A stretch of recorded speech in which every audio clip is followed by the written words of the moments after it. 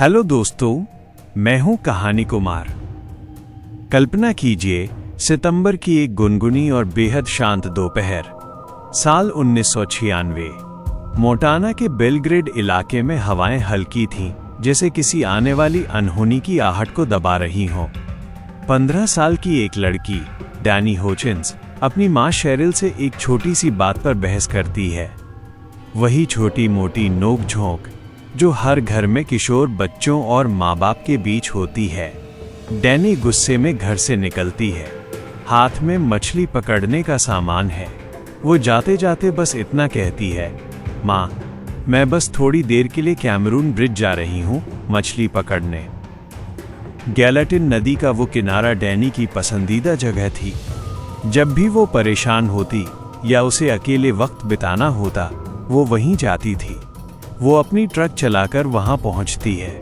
सूरज ढलने लगता है, अंधेरा गहराने लगता है, लेकिन डैनी घर नहीं लौटती। परिवार की बेचैनी बढ़ने लगती है। जब खोजबीन शुरू होती है तो सबसे पहले उसकी ट्रक मिलती है। ट्रक का दरवाज़ा खुला था, चाबियां अंदर ही थीं, लेकिन डैनी कहीं नहीं थी। वहां संघर्ष का कोई निशान नहीं था, कोई चीख पुकार नहीं सुनी गई थी। ऐसा लग रहा था जैसे डैनी हवा में गायब हो गई हो। लेकिन कुछ ही घंटों बाद उसी शांत नदी के किनारे एक दलदली इलाके में जो मिला, उसने पूरे मोंटाना को हिलाकर रख दिया। डैनी का शरीर पानी में औंधे मुंह पड़ा था। उसका सिर कीचड़ में धंसा हुआ था। जांच में पता चला कि उसकी मौत पानी में डूबने से नहीं, बल्कि दम घुटने से हुई थी। उसके साथ दरिंदगी की गई थी। एक 15 साल की मासूम बच्ची जो सिर्फ सुकून की तलाश में घर से निकली थी, वो एक ऐसे अंधेरे का शिकार हो गई थी जिसका सुराग अगले 28 सालों तक किसी को नहीं मिलने वाला था। शुरुआती जांच में पुलिस के हाथ खाली थे। कोई चश्मदीद नहीं, कोई संदिग्ध नहीं। अजीब बात यह थी कि उस समय इस मामले को मर्डर के बजाय अनसुलझी मौत की श्रेणी में डाल दिया गया। डैनी की मां और उसकी बहन स्टेफनी सालों तक चीखती रहीं कि ये कोई हादसा नहीं है, ये कत्ल है। लेकिन कानून की फाइलें धूल फांकती रहीं। क्या आप सोच सकते हैं उस मां की मनोदशा, जिसने अपनी बेटी को एक छोटी सी बहस के बाद खो दिया, और जिसे करीब 3 दशकों तक ये भी नहीं पता चला कि उस दोपहर गैलाटिन नदी के किनारे हुआ क्या था। वक्त बीतता गया। साल महीनों में और महीने दशकों में बदल गए। डैनी का कमरा खाली रहा, उसकी यादें धुंधली होने लगीं, लेकिन इंसाफ की उम्मीद नहीं मरी। फिर आया साल 2019। फॉरेंसिक विज्ञान की दुनिया में एक क्रांति आ चुकी थी। डैनी के कपड़ों और शरीर से जो पुराने डीएनए नमूने सुरक्षित रखे गए थे, उन्हें कैलिफोर्निया की एक एडवांस्ड लैब में भेजा गया। शुरुआत में कोई कामयाबी नहीं मिली। अपराधियों के डेटाबेस कोडेक्स में कोई मैच नहीं था, यानी वह कातिल पहले कभी पकड़ा नहीं गया था। वो समाज के बीच एक शरीफ इंसान बनकर घूम रहा था। लेकिन जांच अधिकारी हार मानने को तैयार नहीं थे। उन्होंने जेनेटिक जीनियोलॉजी का सहारा लिया, वही तकनीक जिससे पारिवारिक रिश्तों की कड़ियों को जोड़कर अपराधी तक पहुंचा जाता है। धीरे धीरे एक वंश वृक्ष तैयार हुआ। कड़ियां जुड़ती गईं और अंत में एक नाम उभरकर सामने आया। एक ऐसा नाम जिसे सुनकर खुद पुलिस वाले भी हैरान थे। पॉल हचिनसन, 55 साल का एक शख्स जो डिलन, मोंटाना में अपनी पत्नी के साथ एक सामान्य जीवन जी रहा था। जुलाई 2024 की एक सुबह पुलिस पॉल के घर के बाहर खड़ी थी।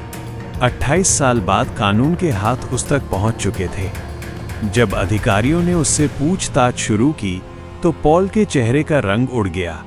वो घबराने लगा। उसका व्यवहार अचानक से अजीब और हिंसक होने लगा। वो समझ चुका था कि जिस राज को उसने 28 साल तक अपने सीने में दफन कर रखा था, वो अब बाहर आ चुका है। पुलिस ने उसका इंटरव्यू लिया और उसे जाने दिया ताकि और सबूत पुख्ता किए जा सकें। लेकिन पॉल को पता था कि अब भागने का कोई रास्ता नहीं बचा है। उस इंटरव्यू के महज कुछ घंटों बाद एक धमाका हुआ। पॉल हचिनसन ने खुद को गोली मार ली थी। उसने अदालत का सामना करने के बजाय मौत को गले लगाना बेहतर समझा। बाद में जब उसके डीएनए का मिलान डैनी के केस से किया गया, तो वो 100% मैच हो गया। वही कातिल था। 1996 में वो एक छात्र था और गैलाटिन नदी के पास ही रहता था। वो कोई पेशेवर अपराधी नहीं था, बस एक शिकारी था जिसने एक अकेली लड़की को देखा और उस मौके का फायदा उठाकर उसकी जान ले ली। डैनी की बहन स्टेफनी ने भारी मन से कहा, वो जानता था कि वो गुनहगार है। वो जानता था कि वो अपने परिवार और हमारे परिवार की आंखों में नहीं झांक पाएगा। वहीं पॉल की पत्नी क्रिस्टी, जो 24 सालों से उसके साथ थी, पूरी तरह टूट चुकी थी। उसे कभी शक तक नहीं हुआ कि जिस आदमी के साथ उसने अपनी पूरी जिंदगी बिताई, वो एक मासूम का हत्यारा था। उसका दुख अब दोगुना था। एक तरफ पति को खोने का गम और दूसरी तरफ उसकी असलियत जानने की नफरत। डैनी को क्लोजर तो मिला, लेकिन क्या इसे वाकई इंसाफ कहा जा सकता है? कातिल ने सजा भुगतने से पहले ही खुद को खत्म कर लिया। 28 साल की लंबी खामोशी के बाद सच तो सामने आया, पर वो अपने साथ कई सवाल छोड़ गया। क्या पॉल ने और भी मासूमों को निशाना बनाया था? क्या ऐसे और भी पॉल हमारे बीच छिपे हुए हैं? इस कहानी का अंत बहुत कड़वा है।